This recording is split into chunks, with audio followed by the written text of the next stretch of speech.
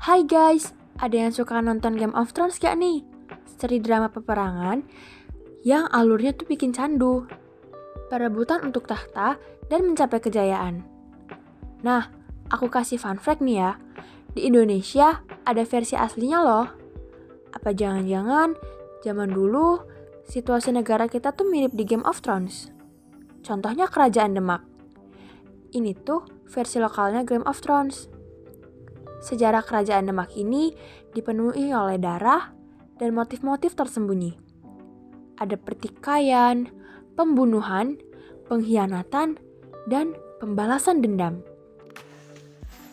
Semuanya ini bermulai dari Raden Patah, seorang pimpinan di Kerajaan Demak yang memulai kisahnya dengan memimpin suatu revolusi yang akhirnya menjadi titik penting dalam penyebaran agama Islam. Ia adalah putra dari Brawijaya kelima, Raja Majapahit pada kala itu. Letak kerajaan ini berada di pesisir laut, di mana Raden Patah membangun sebuah kota. Pada tahun 1475, ia diberi ayahnya sebuah daerah yang bernama Glagah Wangi, di mana ia ganti namanya menjadi Demak Bintoro. Namun, kerajaan Majapahit pun runtuh dan Demak mengambil alih kepemimpinan dan Raden Patah pun dilantik oleh Sunan-Sunan Wali Songo, perkumpulan yang ia sendiri bentuk, untuk menjadi Sultan Kerajaan Demak. Raden Patah sukses dalam pemerintahan barunya itu. Ia berhasil memperluas wilayah kekuasaannya sampai Gresik. Selain itu, Raden Patah juga sukses dalam memperluas penyebaran agama Islam. Salah satunya dengan itu tadi, dengan perannya mendirikan Wali Songo, perkumpulan tokoh penting dalam penyebaran agama Islam di Pulau Jawa.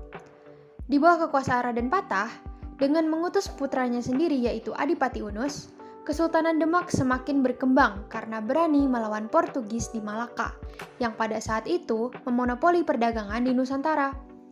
Dengan keberanian tersebut, Adipati Unus diberi gelar Pangeran Sabranglor. Pemuda yang berani yang dijuluki Pangeran Sabranglor ini menggantikan ayahnya dalam memimpin Kerajaan Demak setelah Raden Patah wafat. Ia melakukan penyerangan kedua di Malaka terhadap Portugis, di mana ia gugur di tengah peperangan dan kemudian digantikan Trenggana, adiknya, sebagai pemimpin ketiga Kesultanan Demak. Sayang banget ya, padahal baru tenar, statusnya masih om-om gagah yang punya masa depan cerah. Tipenya siapa nih? Anyway, karena haus akan kemenangan atas Portugis, masa jayanya pun terpaksa berakhir. Namun berakhirnya masa jaya Adipati Unus mendatangkan masa kejayaan bagi keseluruhan Kerajaan Demak. Karena pada periode kepemimpinan Sultan Trenggana, Kerajaan Demak berada dalam puncak kejayaannya. Trenggana berhasil memperluas wilayahnya hingga Jawa Barat dan Jawa Timur. Mengikuti jejak kakaknya, Trenggana melanjutkan penyerangan terhadap Portugis. Kali ini di Sunda Kelapa dengan mengutus panglima pasukannya yaitu Raden Fatahillah. Pada 22 Juni 1527, Raden Fatahillah mengibarkan bendera kemerdekaan atas kemenangannya mengusir Portugis dan mengganti nama Sunda Kelapa menjadi Jayakarta. Nah, kalian udah nggak asing kan dengan nama Jayakarta? Jayakarta ini lalu berubah nama lagi menjadi Batavia dan akhirnya Jakarta, ibu kota Republik Indonesia.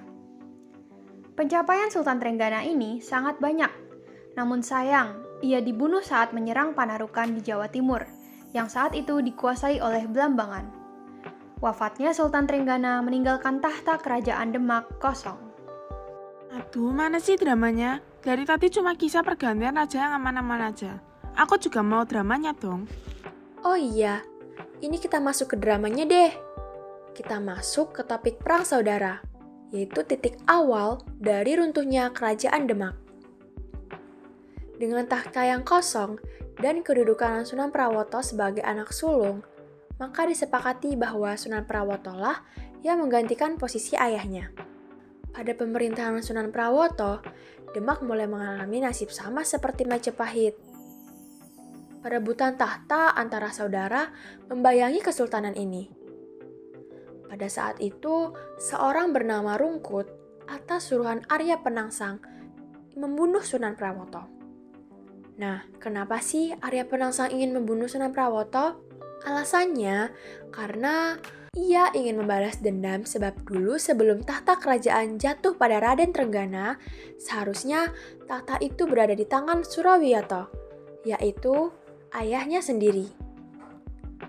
Karena ialah putra tertua setelah Adipati Unus. Namun, Sultan Trenggana ini menginginkan sekali tahta Demak, sehingga harus menyingkirkan Pangeran Surawiyato dan dibantu oleh anaknya yaitu Sunan Prawoto. Dan gak sampai di situ, Arya Penangsang juga membunuh Hadiri Adipati Jepara, yaitu menantu dari Sultan Trenggana. Dan setelah terbunuhnya Hadiri, Arya Penangsang mengincar menantu Trenggana yang lainnya, yaitu Hadiwijaya, atau yang kita kenal dengan nama Joko Tingkir.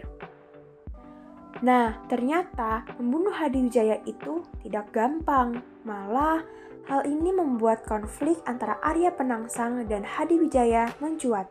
Dan juga membuat salah satu dari Wali Songo yaitu Sunan Kudur turun tangan. Tapi, Hadiwijaya masih enggan melakukan perang terbuka, mengingat ia hanyalah seorang anak menantu. Suatu hari, Hadiwijaya menemui Ratu Kalinyaman. Dan Kalinyaman menjanjikan tahta Sultan Demak pada Hadiwijaya apabila ia dapat membunuh Arya Penangsang. Tetapi karena enggan membunuh Arya Penangsang, Hadiwijaya mengatur 2 orang kepercayaannya untuk membunuh Arya Penangsang dan beberapa pasukan Pajang lainnya. Pertempuran pun berjalan sangat sengit di tepi Bengawan Solo. Pasukan Pajang pun berhasil memenangkan pertempuran. Sesuai perjanjian Ratu Kalinyaman, Hadiwijaya pun menjadi Sultan Kerajaan Demak dengan gelar Sultan. Beliau memindahkan pusat Kerajaan Demak yang awalnya di pesisir pindah ke pedalaman. Nah, itu tadi adalah sejarah Kerajaan Demak yang kalian tunggu-tunggu. Gak kalah seru kan sama Avengers atau Mahabharata? Kalau masih kalah seru, ayo kita kasih cerita lagi nih. Judulnya Ekonomi Kerajaan Demak.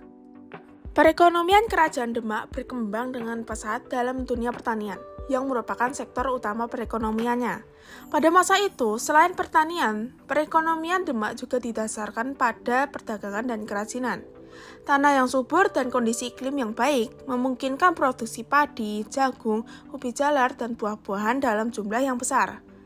Hasil pertanian tersebut menjadi sumber utama pangan bagi masyarakat dan pasukan kerajaan. Sementara, perdagangan berpusat di Pelabuhan Demak, di mana banyak dijual rempah-rempah, kayu, emas, dan perak. Letak geografis Kerajaan Demak yang strategis di pantai utara Jawa memungkinkan perdagangan dengan negara-negara lain, seperti Cina, India, dan Arab. Sebagai penunjang kegiatan perdagangan, Kerajaan Demak memiliki armada kapal dagang yang kuat dan banyak yang berfungsi untuk mengangkut barang-barang dagangan ke berbagai negara, dan juga untuk melindungi perdagangan dari serangan bajak laut. Kerajinan seperti anyaman bambu, tenun, dan ukir kayu juga banyak diproduksi dan menjadi salah satu sumber penghasilan masyarakat. Namun sayangnya, ekonomi Kerajaan Demak merosot saat terjadi peperangan perebutan kekuasaan. Aku juga mau cerita dong, kali ini judulnya Kehidupan Sosial Masyarakat Demak.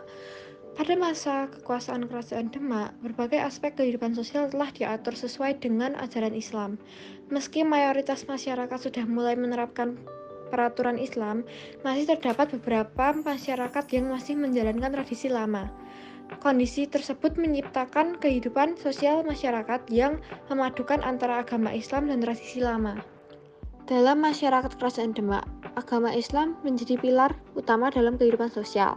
Oleh karena itu, nilai-nilai agama seperti kejujuran, keadilan, dan ketaatan kepada Yang Maha Kuasa dijunjung tinggi oleh masyarakat Demak. Selain itu, nilai kekeluargaan juga berperan besar di kehidupan sosial pada kala itu. Keluarga dianggap sangat penting dalam membentuk karakter masyarakat. Tidak lupa, masyarakat Demak juga memiliki tradisi masyarakat dalam penyelesaian masalah mereka, di mana kegiatan ini melibatkan semua anggota masyarakat dan dilaksanakan secara demokratis. Kehidupan budaya masyarakat Demak dapat terlihat dari peninggalan-peninggalan Kerajaan Demak. Budaya Islam yang baru dimasuk ke Indonesia berpadu sempurna dengan budaya asli masyarakat setempat. Masjid Agung Demak adalah karya besar para wali yang menggunakan gaya asli Indonesia, yaitu atapnya bertingkat 3 dan memiliki pendapa.